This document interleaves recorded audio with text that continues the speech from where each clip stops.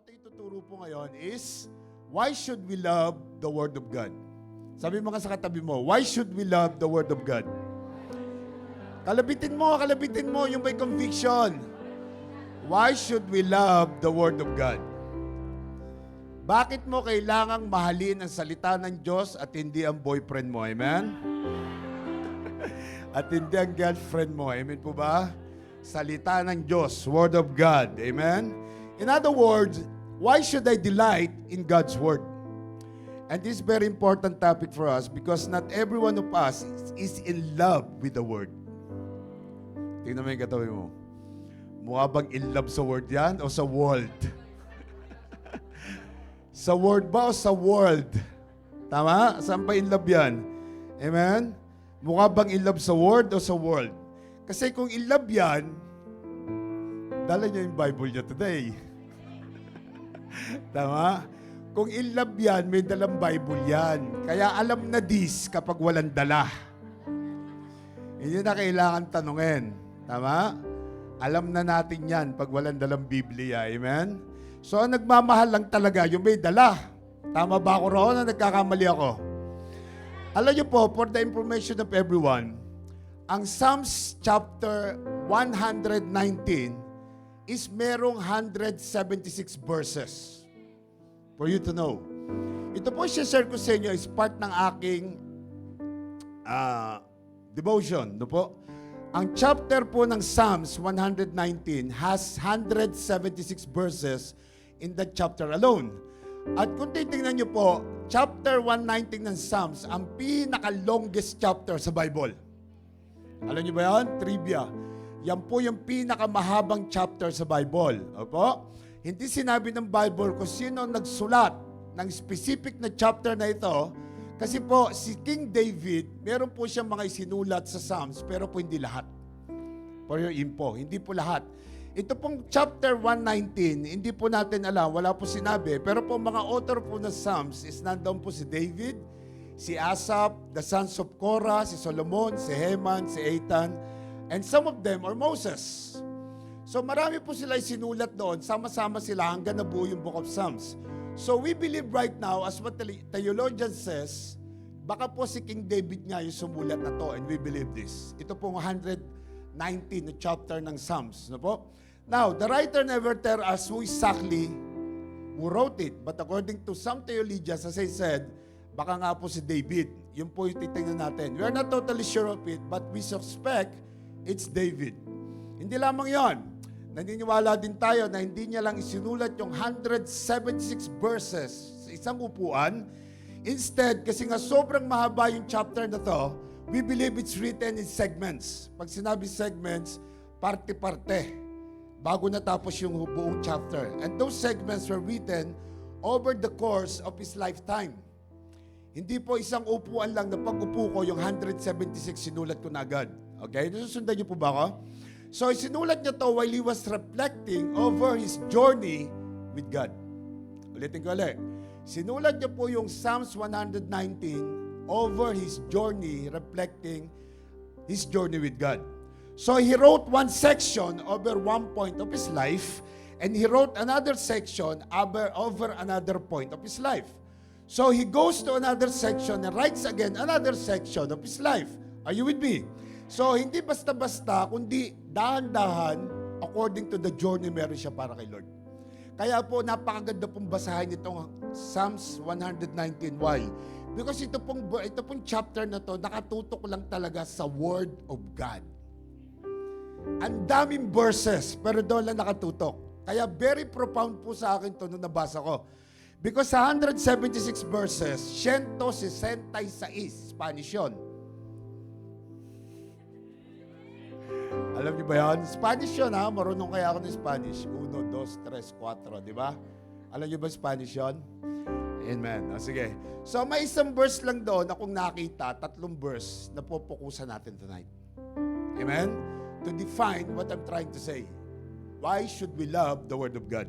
And this is very profound because out of 176 verses, he uses different terminology. Kung titignan niyo mabuti. He might call it the law in one place. At sabi niya, law ng God in one place. Sometimes tawag niya judgment ng God. Sometimes testimonies. Sometimes commandments, precepts, or statutes. You can call it in different word, but the thing is, it's only focused to the Word of God. Yung buong 176 na yon. The bottom line is, kung i-meditate yung mabuting buong chapter, as I said, Word of God lang ang focus ng 176 na verses na yan. Kaya pag uwi nyo mamaya, basahin nyo yung buong chapter ng 119. Please, basahin nyo. Sabi mo sa katabi mo, basahin mo please. Amen? He recognizes the impact that the word can cause in one person's life. Kasi po, kung babasahin niyo po yung 176 verses, sinasabi po roon na ang Word of God talaga may impact sa buhay ng tao. Nagkakaroon ng impact. Of course, kaya tayo nabago is because the Word of God. Tama? Kung di tayo nagbasa ng Bible, hindi po tayo mababago. Actually, the Psalms chapter 119 is benefits of having the Word in our life. Pag binasa nyo yon, marirealize nyo na ang benepisyo ng Word of God sa buhay ng isang tao. So sa dami ng verses sa chapter lang na to, all of them are so focused in the Word of God alone. Amen? Alam niyo ba, sa totoo lang, the Word of God is a major component in your life. Do you know that?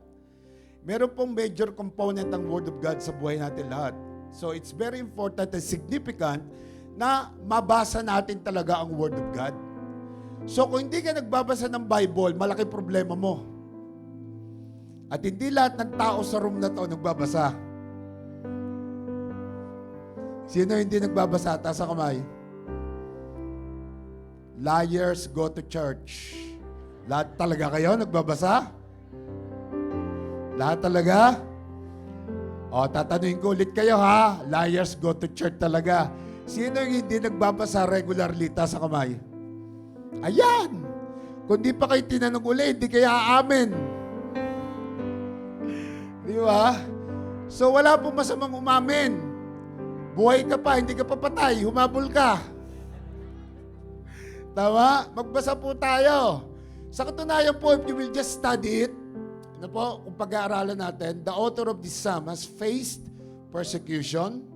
Pinag-usapan siya ng mga tao. He has been ridiculed. He was put to shame. They've been seeking to make him quit and give up his faith. Dahil sa pagsusulat niya na to, he's been in bondage for so long.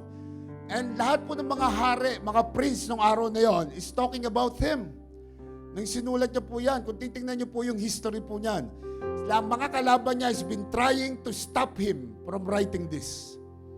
The enemy has been trying to stop him. Amen? Kumbaga yung kalaban, hindi po papayag na matapos niya yung Psalm 119. Kasi po, talaga pong matindi yung impact noon kung babasahin ninyo. Basahin niyo po, ha? Promise? 119 chapter ng Psalms. Okay? So, lahat po yon nakafocus sa salita ng Diyos. So, siya po is persecuted, placed in bondage, trying to change his mind. The enemy is trying to change his mind. Na wag na natin basahin yan. Medyo malat ako, no? Okay lang? Kasi nagsisigaw ako sa encounter. Amen? So, the enemy has been trying to change his mind. Pero alam niyo po ba, sa lahat ng kanyang pinagdaan na experience, he has remained focused on trusting the Word of God alone. At dapat ganun ka rin. Tama? Sabi mo sa katabi mo, dapat ganun ka rin. So, sasabihin ko po sa inyo lahat, dahil naisip ko, that some of you need to recognize, I need you to know, and I need you to understand that the enemy's goal is to get you to a place in your life. Ito yung goal ng kalaban, is to get you a place in your life where you stop believing the Word. Kaya bibigyan ka niya ng katamaran talaga. Hindi ba napansin? Ito pinagdaanan ko to ha, umamin kayo ha. Yung pagbukas mo pa lang, alam mo yon? Yung pagbukas mo pa lang ba, talagang dedicated ka magbasa today, no? Pagbukas mo pa lang, alam mo yun, yung 2 verse pa lang, di ba inaanto ka na? Sino makakapag-testify? Taas ang kamay. Ayan, halos lahat kayo.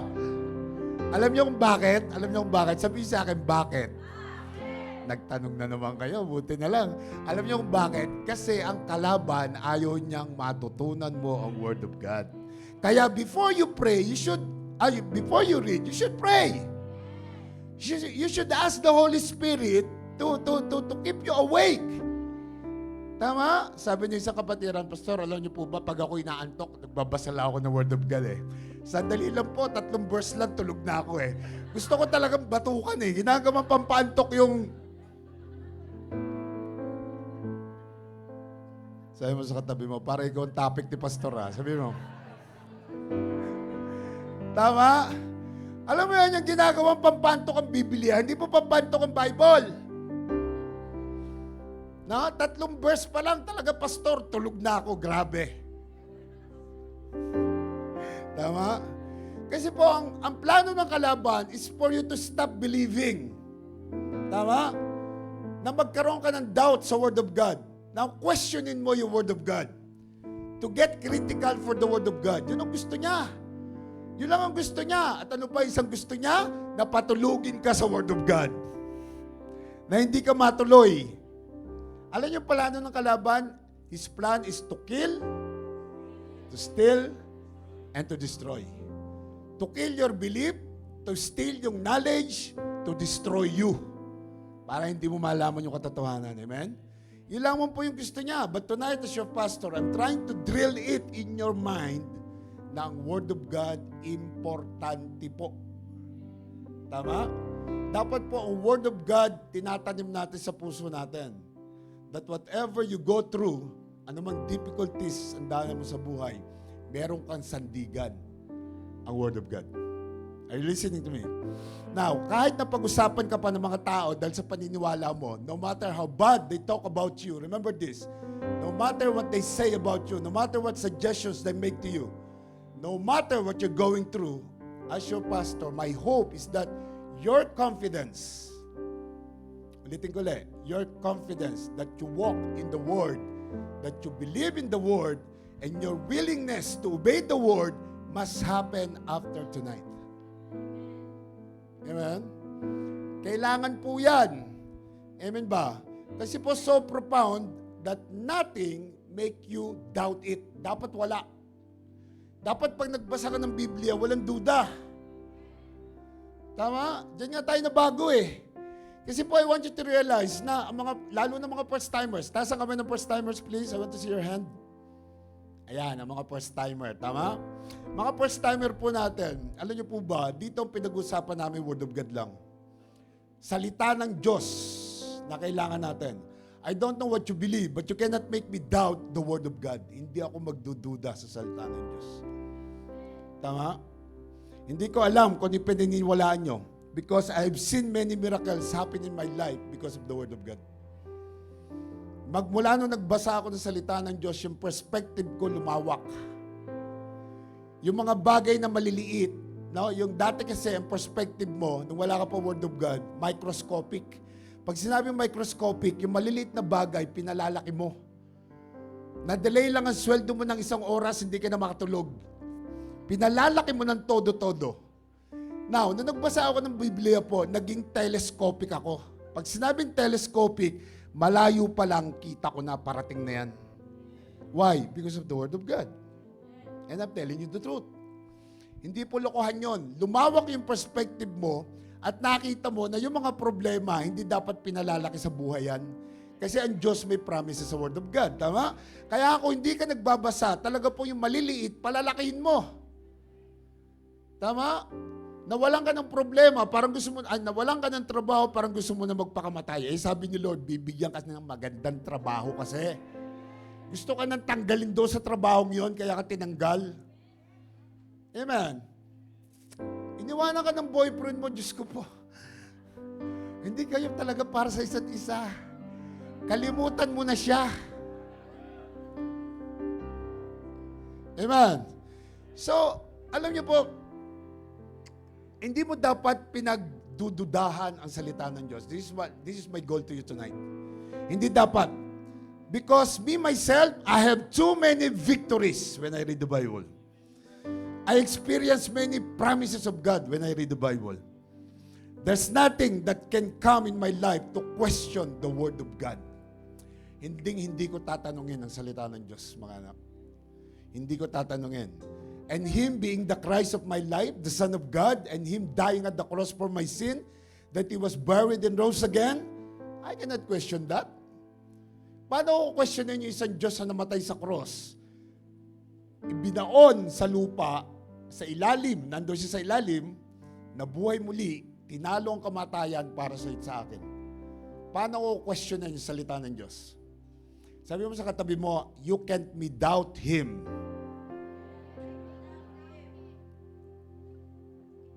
Sabi mo sa kanya, hindi ako magdududa sa salita ng Diyos. So sa gabi ito, relax lang ako ngayon, relax lang. Okay lang ba na relax lang ako? Kasi yung boses ko parang gusto ko sumigaw, hindi ko na kaya, no? So relax lang ako ngayon, okay? So sa gabi ito, I will give you 3 reasons. Sabi mo 3 reasons. Why should we love the Word of God? Why should I delight to the Word of God? Actually po, yung chapter 119 of Psalms, there are so many reasons, but why I will focus only on 3. 3 lang ang focus ko tonight. How many of you are excited? Sabi mo sa katabi mo, ako yon. Ako yung excited tonight. Okay? So, let's read the verse of God, the Word of God. Sige po, basahin muna natin yung verses. Okay? May reader ba tayo? Sige na, pakibasa. Psalms 119:47. Yeah. And I will delight myself in your commandments, which I love. Verse 48. My hands also I will lift up to your commandments, which I love, and I will meditate on your statutes. 49. Remember the word to your servant, upon which you have caused me to hope. So here, we will see our first reason why I should love the Word of God. Why I delight in the Word of God. Because number 1, the Word gives me hope. Amen? Amen. Somebody says hope. Say it again, hope. Ang salita ng Panginoon is nagbibigay ng pag-asa. Nagbibigay ng hope sa isang tao. Let's meditate the Word of God. Sabi rito, remember the word to your servant upon which you have caused me to hope.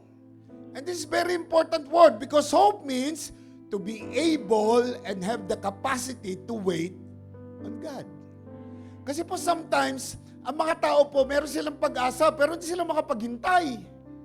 So while you are reading the Word of God, natututo ka na yung palang meaning ng hope is for you to be able at magkaroon ka ng kapasidad na maghintay sa Diyos. Kasi sometimes may pag-asa ka pero minamadali mo ang Diyos. Lord, gusto ko ng trabaho. Ngayon na, bukas na. Gusto ko ng boyfriend, Lord. Mamayang gabi, gusto ko meron na.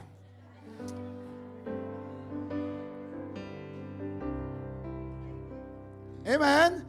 So maghihintay ka. So, nung nagbasa ako ng Biblia, nung nabasa ko itong specific verse na to, sabi ko, Lord, why should I love the Word of God? Because it caused me to have a hope in this life.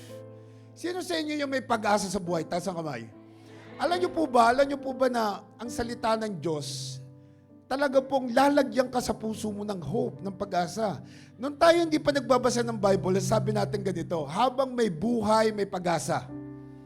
Mali pala yun. Kasi kung may buhay ka, wala ka naman Diyos, wala kang pag-asa. Kaya ngayon, dahil may Biblia na tayo, habang may Diyos, may pag-asa. Kasi yung ibang tao may buhay nga, wala naman Diyos, wala ka pag-asa yon. Tama? So, hope is to be able and have the capacity to wait on God. Tandaan nyo, pag may hope ka, time frame ni Lord, hindi time frame mo. Maghihintay tayo kung kailan niya ibibigay. Tama? So while you're going through, to whatever you're going through, kahit na ano pinagdadaanan mo, tama? Hindi ka nawawala ng pag-asa. Kahit na gaano pa kabigat yan, andon ang hope mo. Why? Because you have the Word of God. Meron kang promises na galing sa salita ng Diyos. Ito yung pagkakaiba, mga first-timer at mga bago rito, na kung magsisimba ka at wala kang Word of God, wala talagang pag-asa.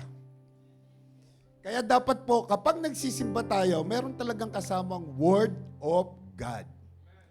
Para yung promises niya, hindi lang natin nababasa, naririnig mo, nababasa mo sa screen, nai-apply mo sa buhay mo. Tama? Amen? In other words, ano yung hope? To patiently wait on God. Because you know, sooner or later, hello? Kasi alam mo na sooner or later, may mangyayari. Naniniwala ka na merong darating sooner or later. Tama, hindi ka nawawala ng pag-asa. Hindi niyo ako narinig. Sabi ko, may darating sooner or later. Tama mo ba? I said, because, you know, without doubt, yung sooner or later, walang doubt yon. Yung meron kang hinihintay, alam mo darating.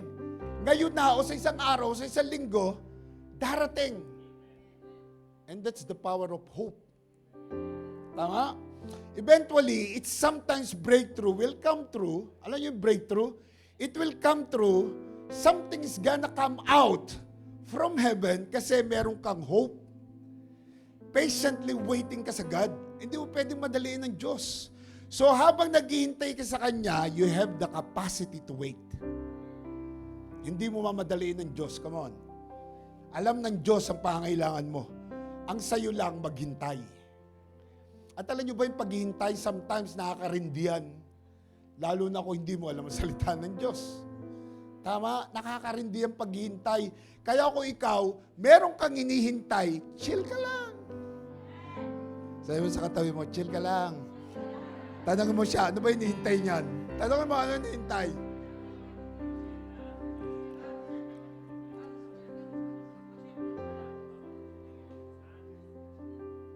Chill lang. Huwag mo madaliin. Tapapahinugin mo muna. Tama? Somebody says hope. Now, gusto ko lang maunawaan yung lahat. Importante ito dahil kapag wala kang hope, you will definitely do crazy things. Alam niyo yan? Yung kapag wala kang hope, meron ko hinihintay, 2 linggo na wala pa, gagawa ka na ng crazy things. Kasi po, mga hopeless people usually do crazy things. Tama? Lalo na kung wala kang word to rely on. If you don't have the word from God, we do some stupid things. I'm so sorry for my words. Stupid things. Mga bagay na pagsisisihan mo pagdating ng oras. Tama? That is the reality. We need to talk reality here. Kasi yung taong walang word of God, kapag nainip yan, gagawa ng mga bagay yan na hindi nakalaan sa salita ng Diyos. Kaya tayo napapahamak. Amen? Sa totoo lang, kung lilingunin mo ang buhay mo noon, lingunin mo yung buhay mo noon. Ako lagi ko nililingon yung buhay ko noon eh. Tama? Magtatanong ka, bakit ko nga ba nagawa ang mga bagay na yon? Amen? Meron ba nagtanong ng ganyan sa inyo? Sige, ngayon bigyan ko kayo ng 3 seconds. Lingunin mo yung buhay mo noon. Grabe, iba nakapikit pa talaga eh. Feel niya talaga eh. Okay? So, ngayon magtatanong ka, bakit ko nga ba nagawa yung mga bagay na yon noon? Tama? Magtataka ka, ba't mo ginawa? Kasi wala ka pang word of God noong mga panahon na yon. When you are not in the Word and you don't have the Word, and when you are not reading the Word, you are not meditating the Word, you are like a hopeless person. Tatandaan nyo, you are like a hopeless person. At kapag isang tao hopeless, he make drastic decisions. Tama? Amen. Listen to this. When you keep looking at your circumstances, kasi may pinagdadaanan ka right now, ano man yung pinagdadaanan mo niyan, when you keep looking in your situation, then worrying will come. Tama? Magwo-worry ka ngayon. And when you start to worry, then you come to a hopeless decision. Eh kasi wala kang a word of God, meron ka nga nito, hindi mo naman binabasa, useless din. Amen? Dapat binabasa natin. And I would like to tell you all that we follow kung ano yung sinasabi ni Lord. So we are a follower of Christ, amen? So we're not supposed to be a hopeless kind of people. Kung ikaw follower ni Christ, kung ikaw nag-churches dito for many years now, hindi ka dapat hopeless. Kasi kung hopeless ka pa, meaning walang application ng salita ng Diyos sa'yo. And that's so sad.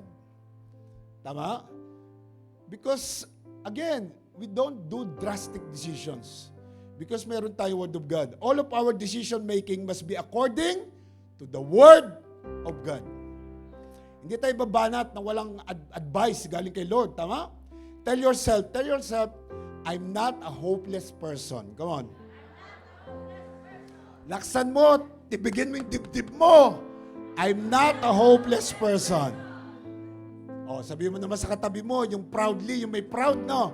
Sabihin mo sa kanya, I'm not a hopeless person. Yan. Amen. Amen. And because I believe God, listen, because I believe God, I know God, He's giving me His word, He's with me. Greater is He who's in you that He was in the Word. Tama? So, kung meron ka Word of God, alam niyo po, kung ano yung pinaniniwalaan ko, dapat lahat tayo ganito ang paniniwala. Kasi isang book lang naman yung binabasa natin.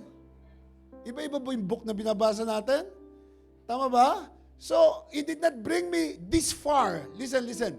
Hindi ako dinala ng Diyos this far to where I am right now just to abandon me. Same to you.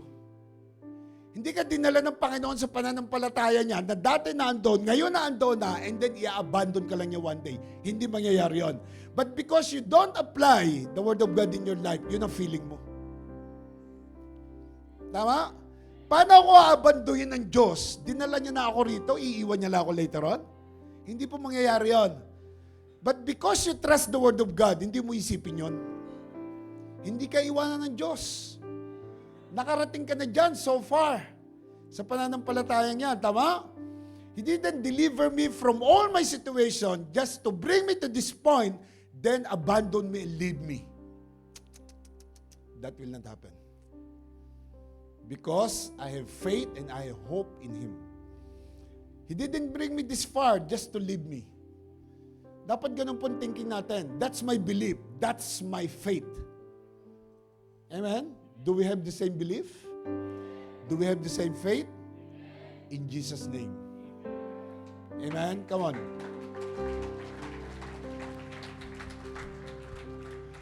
Alam niyo, I don't know to whom I'm preaching to. But because we do have the Word, we believe in the Word, we have hope. Simple lang po yung pinag-usapan natin. We have hope. Because when I read the Word, I read about situation and circumstances sa Bible. Nakikita ko yung mga istorya sa Bible kung paano sila nahihirapan sa buhay nila. Then, later on, binubuhat sila ng Panginoon. So, kaya alam mo, nadadaan ka talaga dyan. Ano mo yung pinagdadaanan mo, talagang dadaan ka lang one day dyan.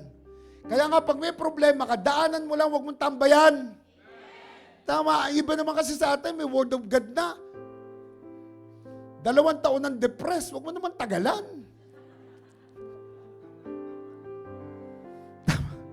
Tama. Na-depress, grabe, 2 taon na, ayaw pang bitawan yung depression na yan. Bitawan mo na! Ano ba yung nasa mata ko?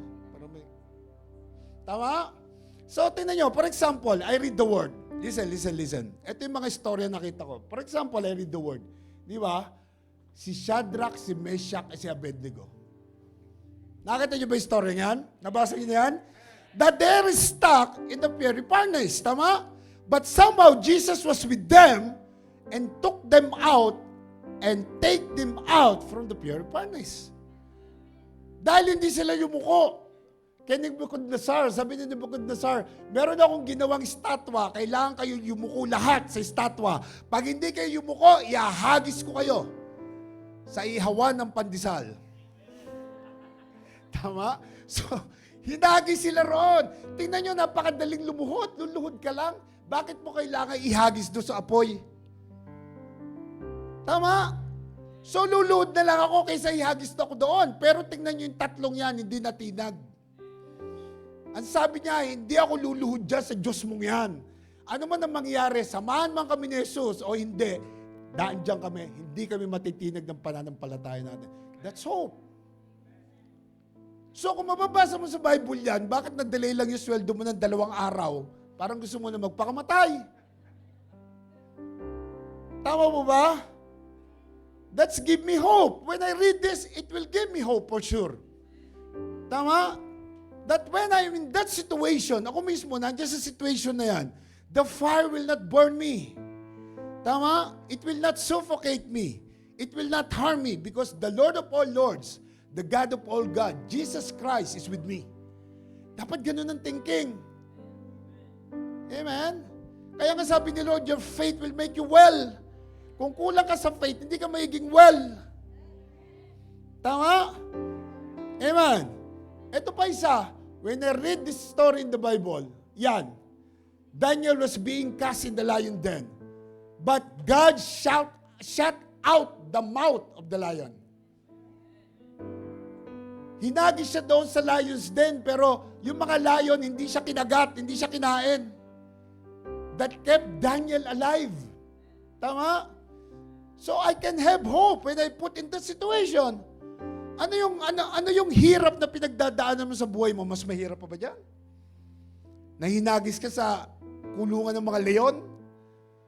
So kung mababasa mo ang Biblia, maraming istorya doon na because of hope, because of the Lord, matatag sila. Eh kung hindi ka nagbabasa, talo tayo dyan. So, when I'm surrounded with people who don't like me, listen, kapag ako surrounded ng mga leon, mga taong hindi ako gusto, mga taong nagdududa sa ginagawa ko, mga taong might hurt my feelings, when I see myself in that situation, I believe, if God is for Daniel, God is for me. Tama. Amen. Come on. Kung ginawa niya yung kay Daniel, gagawin niya rin yung sa'yo. Kasi ang Diyos na meron sila, iisa lang ang Diyos natin. Tama, kailangan mo lang faith. Kailangan mo lang hope. If God did do it to Shadrach, Meshach, and Abednego, and to Daniel, He will do it also to you. Because He's the same yesterday, today, and forever. Tama? Hindi po nagbabago ang Diyos. So ang Diyos po, kung ginawa yan sa kanila, He will do it also for me. Dapat ganun ang thinking mo. Why? Because you have the Word of God. Because He's the same God. Hindi po nagbago ang God. He did not stop being God. He's still sitting on the throne. Tama? Hindi po nagbabago ang Diyos. He's still alive. He's still the same God. Amen. He did not change. Can I hear a loud amen, please?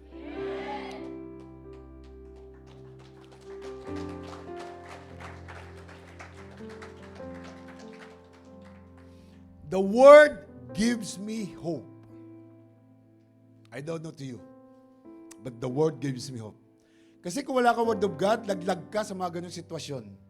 Sigurado, bagsak ka sa mga pagsubok, durog ka sa mga trials sa buhay. Which is ang trials, hindi po tumitigil yan, dire-diretso yan. Sino rito gusto nang hindi makaranas sa pagsubok? Taas ang kamay! Mabuti na lang, sanayin na kayo, LRC talaga kayo. Kala ko may tataas ang kamay eh. Anong ginagawa natin pag tinaas ang kamay? Mauna ka na, ipagpe-pray kita para wala nang pagsubok. Di ba? Kasi alam natin ang pagsubok na andyan. Habang buhay ka, darating yan kapatid. Ang kagandahan pag na kay Kristo ka, you are not exempted, but you are protected. That's one good thing if you are with God. Tama? Now, kaya today, I declare that only God, only the Word can give us hope. Wala nang iba ba? Come on, can you give Jesus a big hand of applause, please? Give Him shout, give Him praise. Come on. Thanks God, I got hope. Tama? Meron tayong hope. Let me read verse 49 again. I will read this. Ang sabi dito, remember the word to your servant. How many of you are a servant of God? Upon which you have caused me to hope. Amen? That's the first one, hope. Let's go to number 2. Let's read verse 50a. Sige po.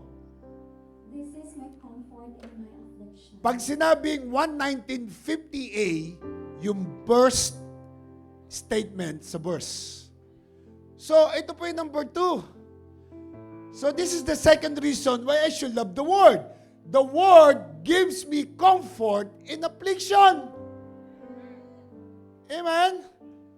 This is the second reason why I should love the Word. Because the Word gives me comfort. And when you say comfort, it means console. To eliminate grief. Yung kino-comfort ka. To alleviate grief. No po? To lessen the grief. To lessen the sorrow.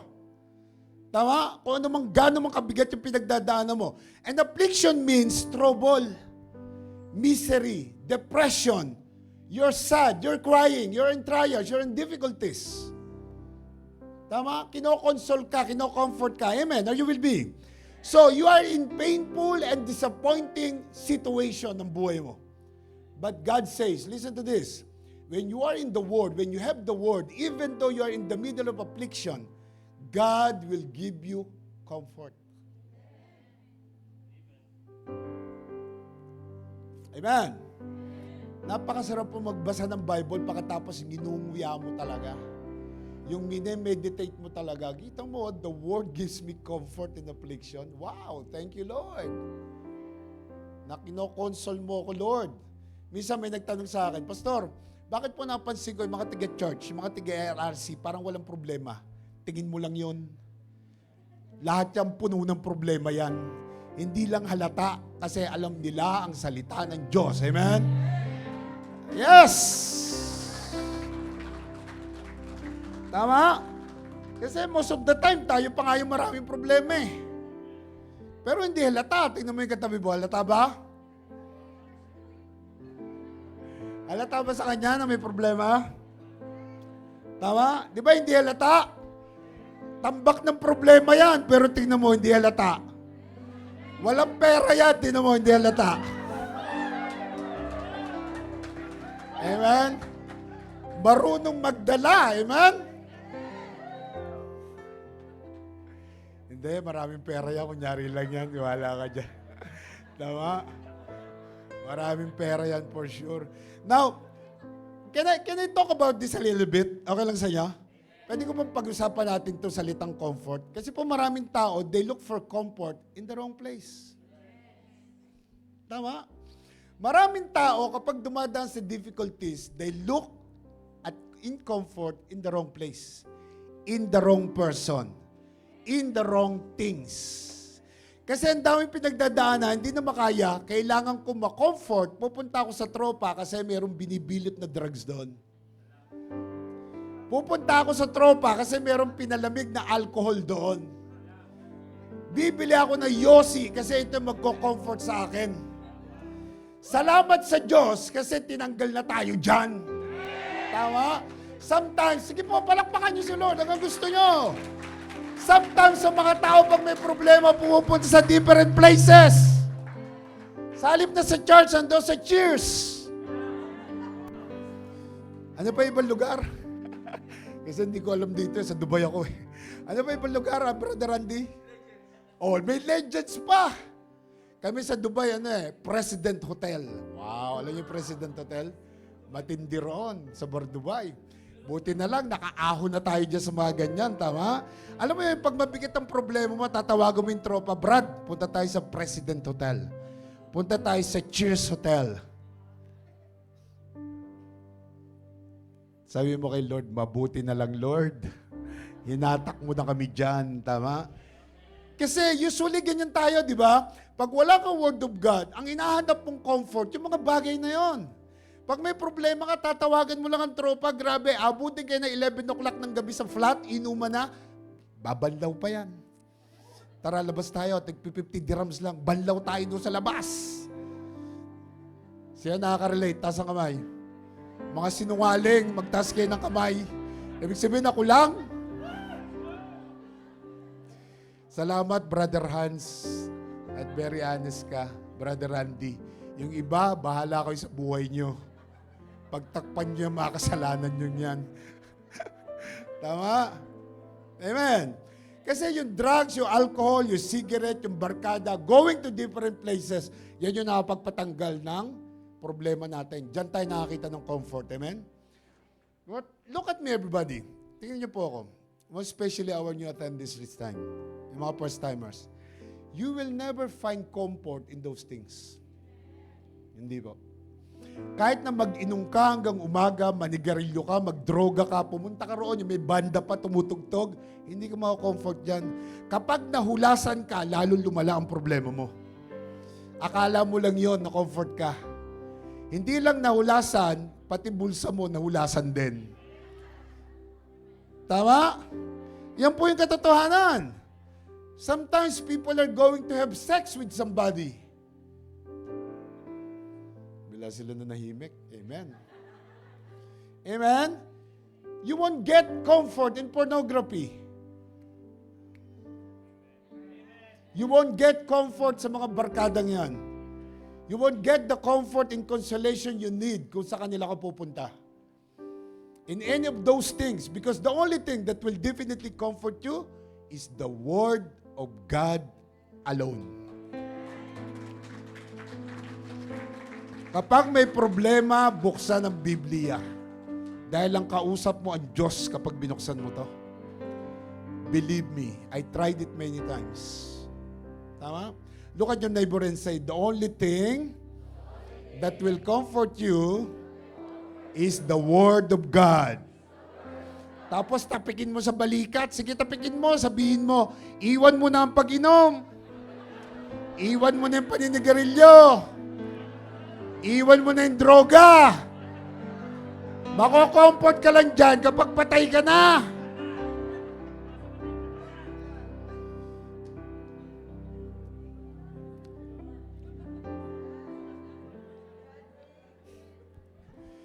Bawasan mo na, iwasan mo na ang pagtira ng katol. Tama? Kasi nagtitipid ka, pati katol, tinitira mo.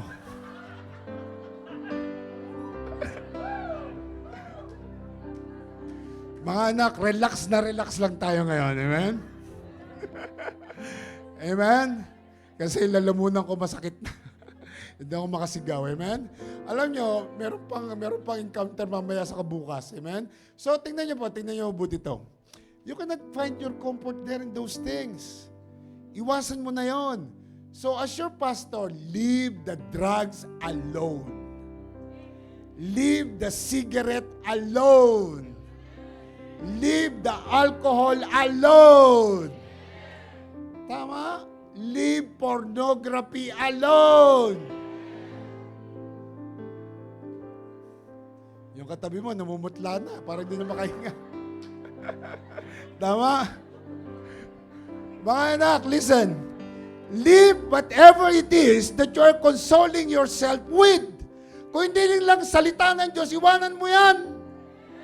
Tama? Salita lang ng Diyos ang makakapagbigay ng comfort sa'yo. Amen? Because hindi ka naman talaga mako-comfort ng mga bagay na yan. Believe me. Hello mga anak, makinig kayong mabuti. Hindi ka mako-comfort ng mga bagay na yan. Are you with me? But if you get into the Word, okay, it will give you comfort. You know why? Ask me why. Sabihin mo, why Tyreb? Sabihin mo. Isa pa, yung may conviction, why Tyreb? Check this out. Sabi rito, in the beginning was the Word, and the Word was with God, and the Word was? Ayan.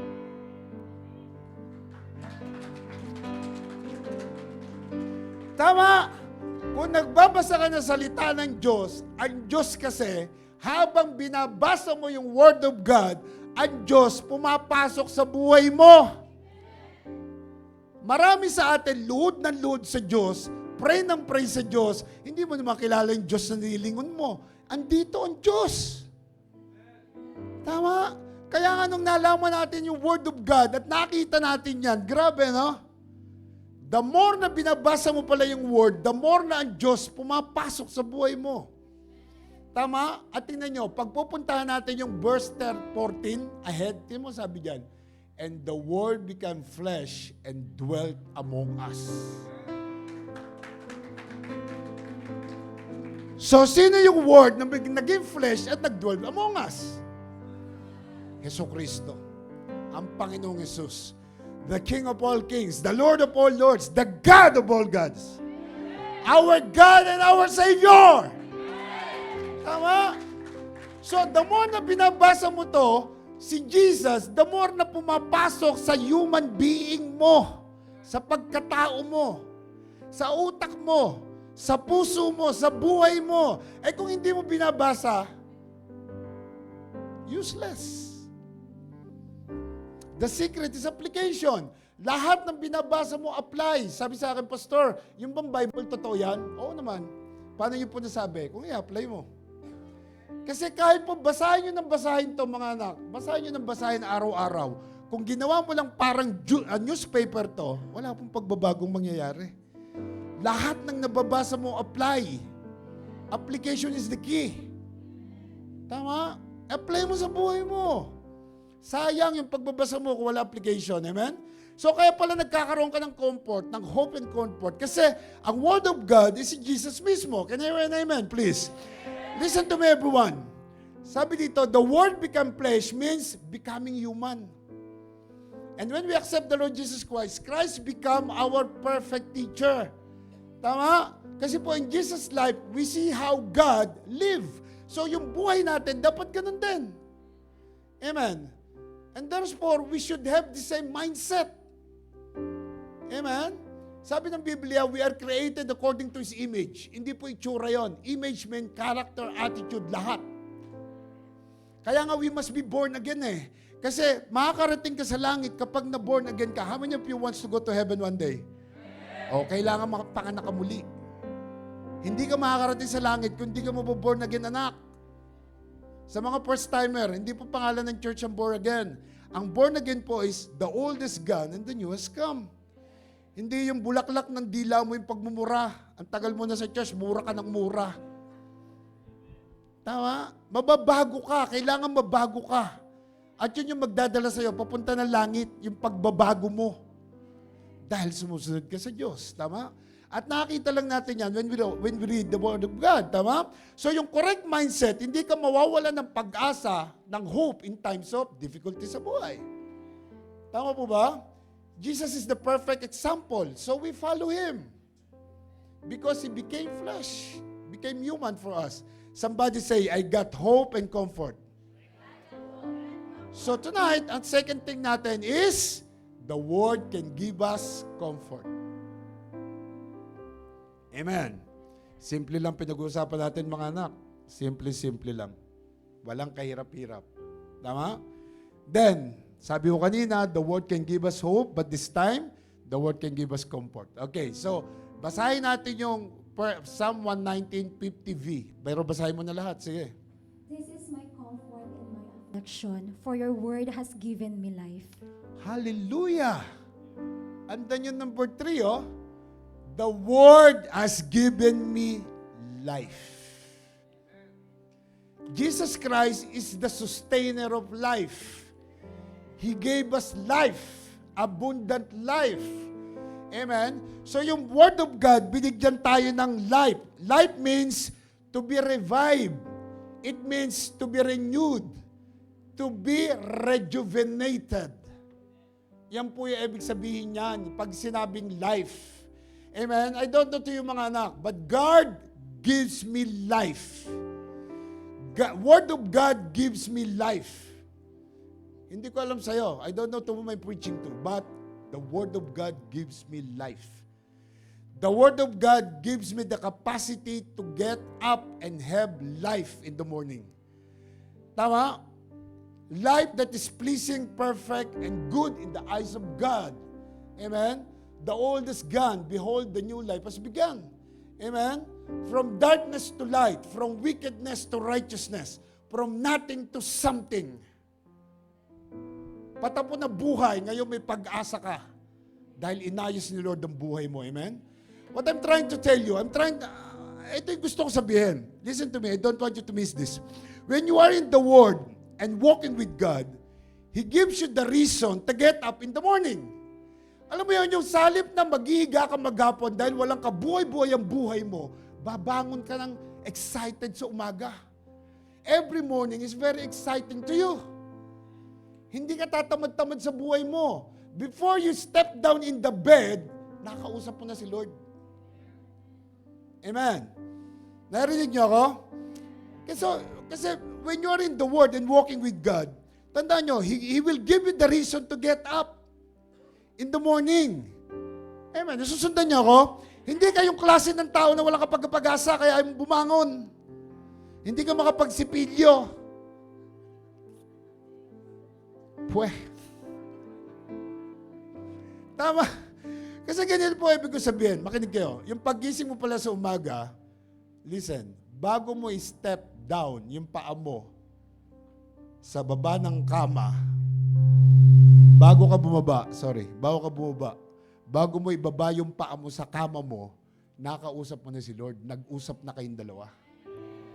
Huwag niyo pong hayaan na bababa ka ng kama mo na hindi mo nakakausap si Lord. Amen? Are you with me? Hindi yung inuna mo pa yung Facebook, paggising mo, Facebook muna, hanggang nakita mo na parating na yung service mo, umalis ka na, pumasok ka na, hindi man lang kayo nag-usap. Tingnan mo yung katabi mo, guilty. Tama? Amen. Yung pagbaba ng paa mo sa ground, okay? Alam mo yun, yung paggising mo sa umaga, pagbaba ng paa mo sa ground, sa kama, yung demonyo takot na sa'yo. Kasi nasishake ng demonyo kapag paggising mo ng umaga, ang kausap mo si Lord na. Amen? Pastor, ang pasok ko po 8 o'clock eh. Ano oras ka nag-alarm? 7:30. Hindi ka na talaga makakapag-pray noon. Agahan mo naman. Mag-alarm ka na 6:30. Tama? Are you with me? Tama. Alam mo yun, yung pagbaba pa lang ng paa mo sa ground, sa kama, takot na yung demonyong lapitan ka kasi umagang-umaga pala, kausap mo na yung Savior mo. Amen? Kasi alam niya, another day na naman to na dumating sa'yo. Ang sabi ng demonyo, grabe, umaga-umaga pa lang si Lord na yung kausap, nakakatakot ng taong to. Hindi ka lalapitan ng demonyo kapag ganon. Ay, yung pagising mo, Facebook agad, sabi ng demonyo, tropa natin to. Kasi instead of pacing the book, pace the book. Instead of pace the book, Facebook. Tama? Yung pagbango mo pa lang isang araw, no? Yung punong-puno ka ng pag-asa kasi yung hininga pa lang, yung paggising mo pa lang, yung alam mong gising ka pa. Alam mo yun, yung nagising kang may hininga ka pa. Lord, salamat po, buhay pa ako hanggang ngayon. Kasi ang dami kayo namatay na hindi nagising. Nagising silang patay na sila. Meron ba ganon?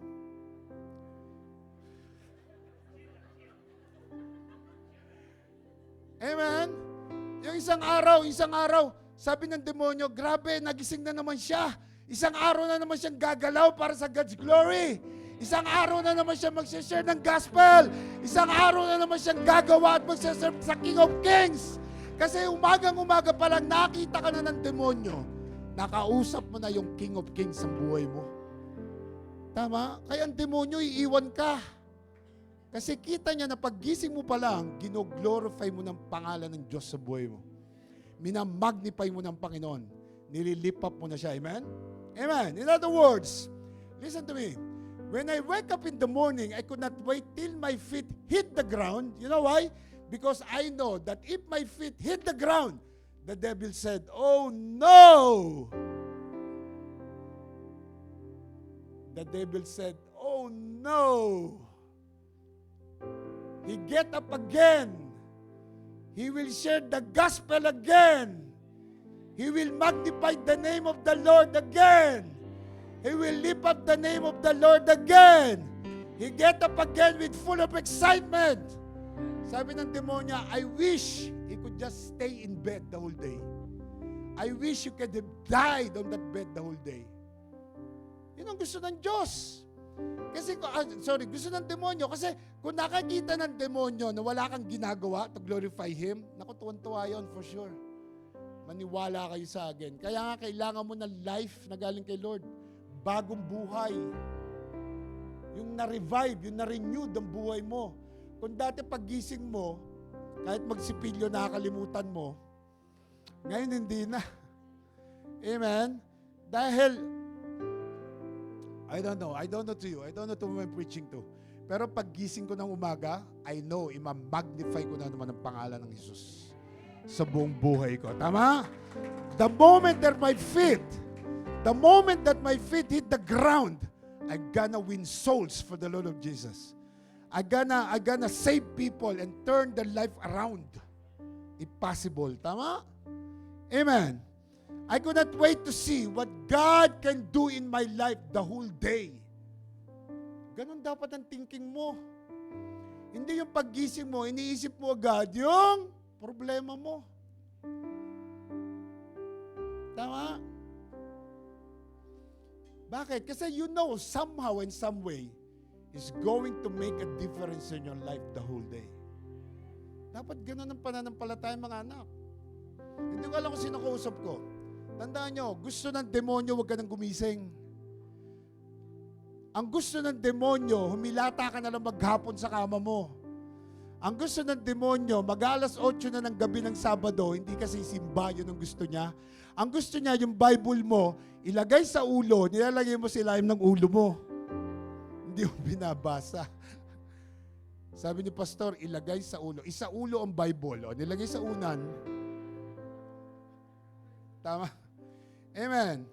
Gusto ng demonyo, tamarin ka maghapon. Yun ang gusto niya.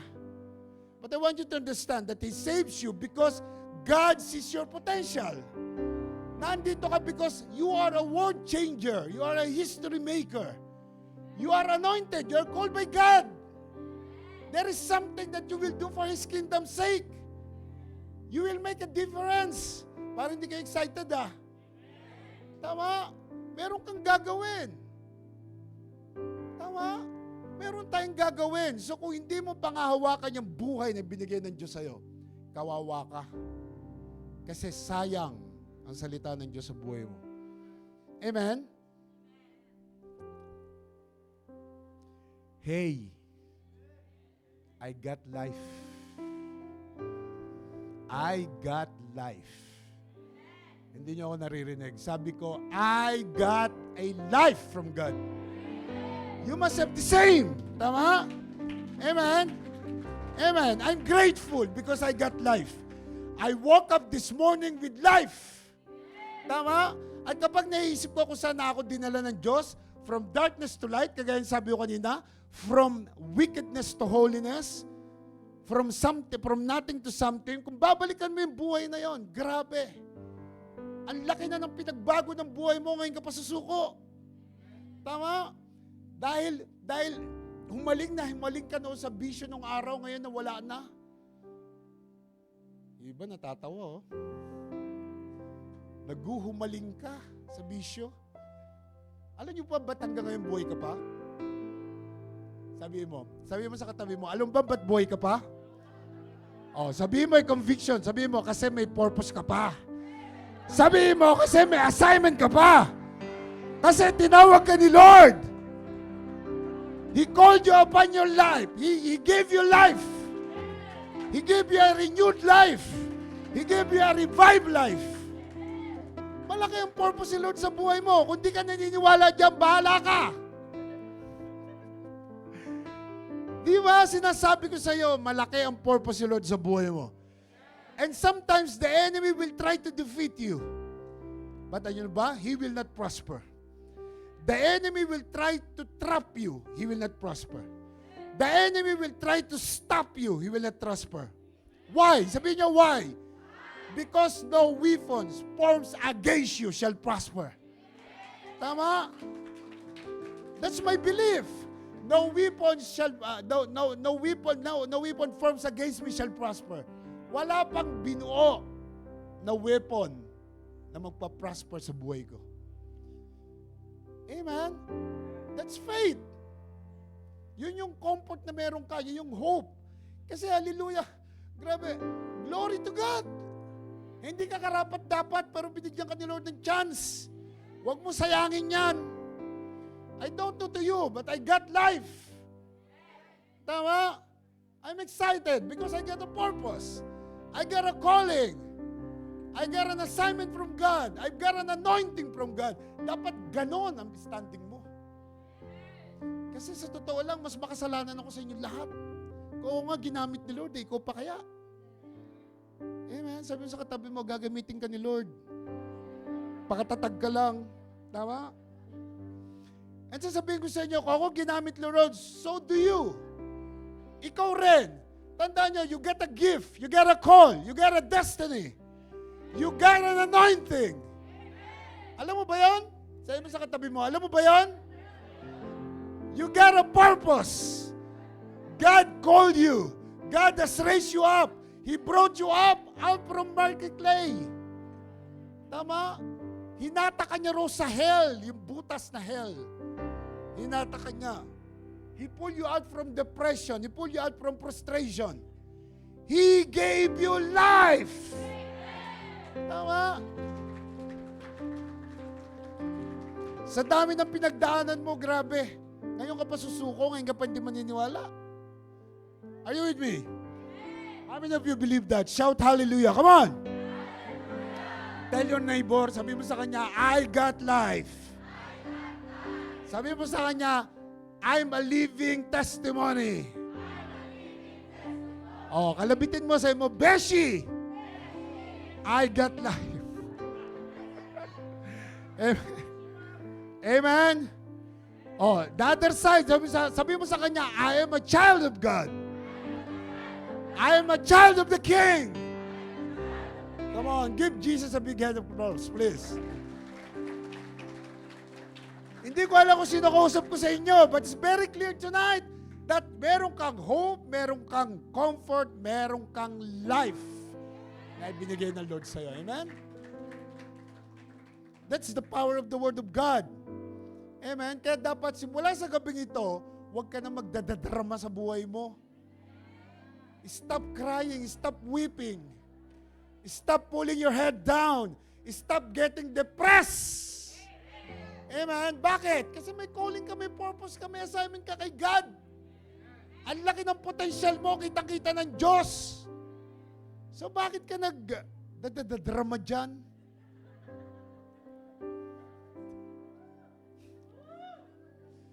Palakpakan nyo nga yung organista natin. Guwapo, no? Amen. Sabi mo sa katabi mo, sabi mo ha, with conviction ha, sabi mo, parang awa mo na. Open your spiritual eyes. Open your spiritual ears. Kasi nangungusap si Lord sa'yo.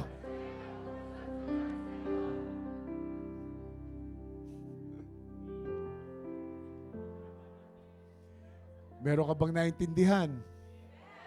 Okay. Sige po, palakpakan niyo si Lord. Chill lang tayo tonight. Chill lang. Amen? So, tingnan niyo susunod na verse. Opo, ito, trivia lang sa inyo. Dinugtong ko to, trivia lang. For your information. Okay? So, sabi ko rito, Jesus commands us to live daily according to the Scriptures.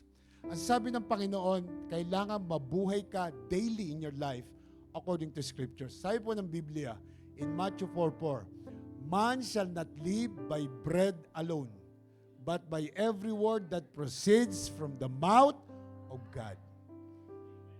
In other translation, man shall not live by bulalo alone.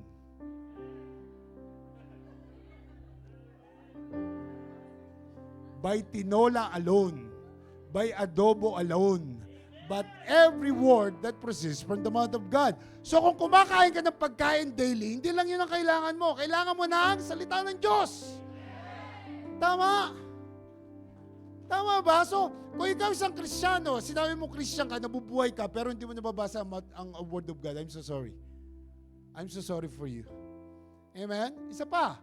Ang sabi rito, sabi niya, Deuteronomy 4:2, you shall not add to the word which I command you, nor take anything from it, that you may keep the commandments of the Lord your God.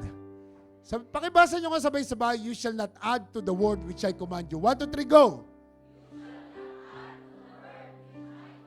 Now, listen to me. But before we close this, dinagdag ko lang to, okay? Alam nyo po ba, yung luma kong pananampalataya, we should not make the mistake of changing the word of God to suit ourselves, as the Roman Catholic Church has done. So, yung mga bago dyan, ha? We shall know the truth, and the truth shall make you free. See this. Yan po yung Catholic Bible. Ito po, hindi ko ito ino-offer lagi sa mga tao, lalo na pagbago. Kasi pwede nyo akong tanungin, paano nyo naman nalaman, pastor, na yung Bible nyo tama at yung Bible namin wala? Mali.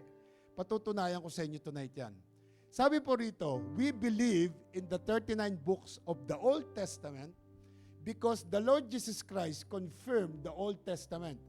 And we believe in the 27 books of the New Testament because the Lord Jesus Christ authorized His apostles to write the New Testament.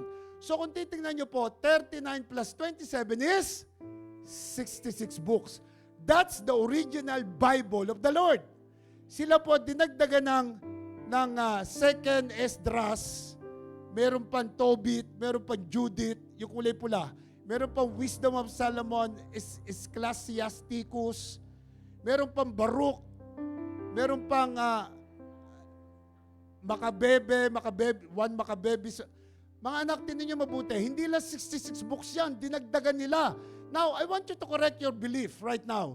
So, paano ko sinabi na 66 books ang talagang libro o ang book na ginagamit natin? This is 66 books. This one. The Bible that we're using is 66 books. Okay? Now, tingnan niyo po yung susunod. Sabi ko po rito, listen, whatever I command you, be careful to observe it. You shall not add to it. Ang ginawa nila, dinagdagan eh. Nakita niyo? Dinagdagan nila, nor take away from it. Wala kang babawasan, wala kang dadagdagan. At yung po yung nakakalungkot, meron na silang ginawang ganon, hindi pa sinishare sa'yo. 35 years po ako doon sa church na yon, hindi ko nabasa ang Biblia kahit minsan. 35 years, 35 long years. Hindi ko po nabasa ang Biblia kahit minsan. Buti na lang, hindi ko nabasa doon. Tama? Tingnan niyo po sabi rito. Sabi, as surely I say to you, si Jesus ang nagsasalita dyan, till heaven and earth pass away, even the smallest letter or the least stroke of a pen will by no means pass from the law till it's all fulfilled. Hindi mo pwedeng dagdagan yan. Ang ginawa nila, dinagdagan ng 7 books. Amen? Ano pa sabi? Sabi rito, Revelation, pakibasa mo nga, iinom lang ako ng water please. Ano sabi? 18 to 19. I testify to everyone who hears the words of the prophecy of this book. If anyone adds to these things, God will add to him the plagues that are in this book. Yun. And if anyone takes away from the words of the book of this prophecy, God shall take away his part from the book of life. The book of life contains the names of those who have eternal life. Yeah, this is what I'm trying to say. Kung dadagdagan mo ang salita ng Diyos at babawasan mo, sa halip na yung pangalan mo nakasulat na sa book of life, mabubura yon. So, anong ginawa nila? Dinagdagan ng 7 books. Imaginein mo, 7 books. Eh, sinasabi lang dito, word lang, kahit daw smallest details, kapag dinagdagan mo, tapos ka ng bata ka. Amen? Are you listening? Now, ito yung tanong. Pastor Bob, paano mo naman nasabi yung 66 books talaga? Before we close, I want you to give this. I want you to know this, okay? Sabi rito, the Catholic Church teaches that the Bible is incomplete. Paano naging incomplete? Meron bang ginawa ang Diyos na incomplete? Complete lagi yan and needs to be supplemented and improved by their holy traditions. Nakita niyo? Kaya po merong praying for the dead eh. Dinagdag nila yon. Wala pong praying for the dead. And sabi po ng Hebrew 9:27, man is appointed to die once. After this judgment na, may judgment ka na. Ano magawa mo sa taong patay na? Pagpe-pray mo pa? Wala tayong magawa roon kasi may judgment na yon. Dinagdag nila yon. Kasi holy traditions. Jesus uses strong language to condemn this practice. Ano po sabi? Ano sabi? Ito. Sabi dito, you have made, pakibasa anak. Matthew 15:6 to 9. You have made the commandment of God of no effect by the tradition. Ayan. Because of tradition, ang God, ang Word of God, walang effect sa tao. Kasi tingnan nyo ha, 35 years ako sa simbahang yun. Wala namang Word of God eh. Bakit nung nagpunta ako sa LRC, may Bible na? Hindi na ako babalik dyan. Pinag-uusapan yung Bible dyan. Nabuhay nga ako ng 35 years. Wala eh. Tradition. Nanay, tatay mo, lola't lola mo, hindi ka pinagbasa. Kaya pagpunta mo rito, may Bible, hindi natin ano yan. Hindi natin pananampalatayan. Doon tayo. Amen. Sige, pakibasa na. Sige pa. Hypocrites, Well did Isaiah prophesy about your saying, "These people draw near to me with their mouth and honor me with their lips, but their heart is far from me, and in vain they worship me, teaching as doctrines the commandments of men." The commandments of man. Tradition. Itinuturo sa yung tradisyon. Hindi galing sa Word of God. Now, Pastor Bob, paano mo nasabi talaga na yung book na yan ang tama? Tingnan nyo po. Ito po yung books of the Bible. 66 books. Ang first 5 is laws. Genesis, Exodus, Numbers, Deuteronomy. Yung susunod na 12, history yan. Poetry, susunod na 5. Major prophets, yung susunod na 5. Minor prophets, yung susunod na 12. At sa New Testament, merong gospel, the 4 gospels. May history, may Paul's letter to churches, Paul's letter to friends, general letters hanggang sa Revelation. So kung dito nyo yung mabuti, from Genesis to Malachi, yan po yung Old Testament. Pagkatapos from Matthew to Revelation, yan yung New Testament. Alam nyo po ba, in between the Old Testament, between Malachi and Matthew, Old Testament to New Testament, meron pong 400 years na gap. Wala pong Word of God in between. Wala. At doon pumasok ang mga relihiyon in between. Tinuruan ka ng relihiyon. Sinakop ang Pilipinas ng Kastila. Pagdating ng Kastila, naging Roman Catholic ka. Bago dumating ang Kastila, ano ka? Hindi ko rin alam kasi patay na sila. Iyabang eh. Parang alam na alam eh. So wala. Ang point ko ron, nung sinakop tayo ng Kastila, naging Roman Catholic tayo. Amen? Eh yung tradisyon nila, ang dala-dala mo. Amen? Now, again, may tanong, paano mo naman napatunayan, pastor, na yan talagang 66 books? O, tingnan nyo. Tingnan nyo. Pakibasa nga, sabay-sabay, Psalm 18:30. 1, 2, 3, go!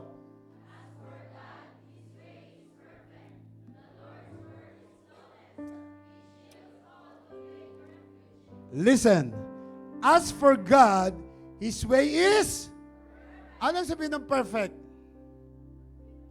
Ha? Kasi may dumaang maganda eh. Ang ganda naman ito, hindi pa perfect yon. Maganda lang, pero hindi perfect. Pag sinabing perfect, wala ka nang makikitang mali ron. Ano sabi diyan? The Lord's word is flawless. At sabi, He shields all who take refuge in Him. So kung ang Word of God perfect, ang Word of God flawless, ito yung gusto kong patunayan sa inyo today. The very center of the Bible, when measured by chapter, count is Psalms 118. Listen, the shortest chapter of the Bible falls just before the center. Ano yun? Psalms 117. Ngayon, ang short, ang pinakamaigsi, Psalms 118. The longest chapter na pinagkuhanan natin ng verses ngayon of the Bible falls just after the center chapter. Psalms 119. Amen. Are you following me? Now, ang sabi rito, they are exactly 594 chapters before the middle. Psalm 118. And exactly 594 chapters after the middle. Kita nyo kung gaano ka-perfect yan? Kita nyo kung gaano ka-flawless yan? So, dinagdagan mo, di 595 na yung chapter ng kabila. Amen? Now, ano yung pinakamaikse? Ang pinakamaikse, ang Psalms 118, ang pinakagitna. Tama? Ang pinakamaikse, Psalms 117, before the middle.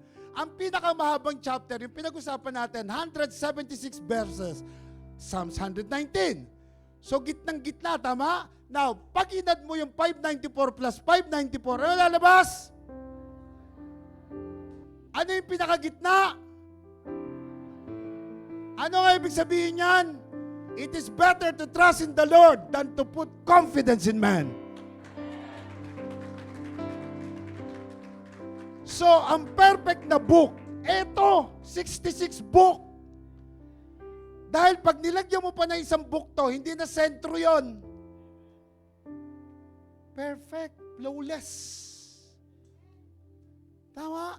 So, buti na lang, hindi ako nagbasa ng Bible nila. Glory to God. Baka pag may namatay, talaga ipagpe-pray natin. Kaya ganun eh. Tama? Hindi po nakalagay sa Bible yon. Yung po yung dinagdag lang nila. Now, the last verse that I have. Sabi po rito, the last slide. The Bible is a record of what God has said and done and is our final authority in matters of faith. Ang Biblia po ang most powerful weapon in the world because it is the Word of God. So, paano mo iiwan to sa bahay simula sa gabing ito? Hindi ko iiwan to. Alam niyo po pang original na Bible ko, ganito kakapal.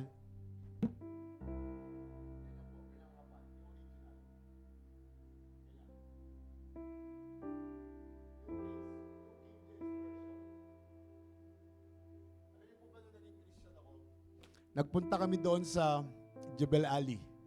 May pinakamalaking tindahan ng Bible doon sa Jebel Ali. Siya doon nakarating na. Nung nagpunta kami roon, nailab ako doon sa book.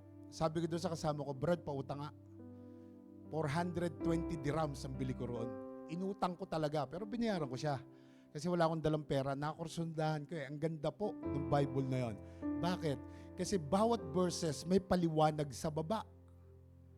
Kaya po nakagawa ng mga messages kasi nakukuha ko roon. Amen? Meron siyang paliwanag. Life application. Life application po ng NKJV. Ganun po kakapal. Hindi ko dinadala rito yun kasi sobrang laki. So, yun ang ginagamit ko pag gumagawa ko ng message. Pero ito yung tinataas ko. NLT version to. Ang NLT po, pang elementary. Ang English ito. Pag kayo po is mahina sa English, NLT ang gamitin nyo. Tama? Kasi mas madaling intindihin. Amen po ba? Amen? So, kaya po may iba-ibang translation. Ngayon, dahil 66 books lang ginagamit mo, kahit anong translation, pwede yan. Sabi nila, ang NIV daw, mayroong mga kulang. Eh, di huwag kayo magbasa ng NIV. Huwag yun namang sabihing demonyo yung nagbabasa ng NIV. Pastor, si Brother Andy, NIV binabasa. Demonyo yan eh. Huwag nyo naman demonyo yung mga taong nagbabasa ng NIV. Kasi po ang NIV is parang pang high school yung English niyan. Amen? So, meron pong kulang. Ino-compare nila may kulang na salita sa ibang Bible. Pero po, kung babasahin yung buong chapter, ganun din ang istorya. Nakafocus ka lang doon sa verse na yon. Tama? Kaya po tayo, mga anak, listen to me carefully. Hindi tayo magtatalo-talo sa isang verse. Kaya po maraming churches nag-aaway-away eh. Alam niyo kung bakit? Kasi si pastor, ito yung verse na pinaniniwalaan niya. Eh si pastor, ito naman. So magtatalo kayo. Hindi nyo na-realize na isang book lang namin binabasa nyo. Di ba? Bakit hindi na lang kayo magkasundo? Sino ba Savior mo? Si Jesus. O rin naman ako. Eh di okay na tayo. O tayo mag-aaway sa isang verse. Na pag binasa mo naman yung chapter, ganun din ang istorya. Kaya huwag kayo makikipag-debate pag Word of God na. Walang nawala sa'yo. Sabi mo, sige, I respect you. Wala naman nawala sa akin eh. Ba't ako makikipagtalo sa'yo? Tama? Hindi mo pinagdedebatehan ng Word of God. Kasi pag nag-share ako ng gospel, hindi ko mawuwin niya kung makikipag-away ako. Tama? And purpose mo, mawin. Madala mo kay Lord. Tama? So, ang Biblia po is the most powerful weapon in the world. Palakpakan natin si Lord, please. So, last. Sabi ko rito, ito yung summary. Ang sabi ko rito, tingnan nyo ha, sabi ko, only God can forgive our sins and grant us eternal life. Not any man, not any pastor, not any church. Amen? We should worship God alone, not bow down to men. We must obey the word of God, not the teachings of men. Kaya po dito, yung mga first-timer, pag kayo dumating, pinapakita namin sa inyo yung Word of God. Kasi po sabi ng John 8:32, everybody, read it, 1, 2, 3, go! In conclusion, ang pinakamalaking kulungan po, hindi ang Muntinlupa. Itong buhay na to pag hindi mo alam ang totoo. Amen? Ang masarap mabuhay sa mundong to pag alam mo yung totoo. At ang hindi ka papayag na naandun ka sa pananampalatayang hindi mo alam kung ano ginagawa mo. Amen? We're so thankful na nakilala namin si Lord. 35 years po akong meron reliyon. Iniwanan ko reliyon. Pero ang Diyos hindi ko iniwan. Binahal ko ang Diyos because of His Word. Tama? So kung kayo na andito sa church na ito, mamahalin yung Diyos because of the Word of God. Amen po ba? Tingnan mo yung katabi mo. May natutunan ba tonight? So tonight, ang itinuro ko sa inyo, chill lang. Knowing lang yung importance ng Word of God. Lalagyan ko po ng part 2 yan, pero hindi pa ngayon. Gagawan ko ng part 2 yan, yung pagbubusan ko ng panahon. Kasi po sa Rotana ko ginawa yan. Sa Rotana lang po, nakaupo ko sa lobby, doon ko tinapos. Na po? Ngayon, ang gusto ko po sabihin sa inyo, mga anak, listen to me carefully. The Word of God is very important. Don't lose it. Apply it in your life. Keep it in your heart para po malayo tayo sa anumang kasalanan. Amen? Amen po ba? Nagkakaintindihan po ba tayo? LRCians, ang Word of God, ang foundation natin sa church na to. Kasi po, ang laman ng Word of God, si Jesucristo lamang. Wala nang iba. Amen?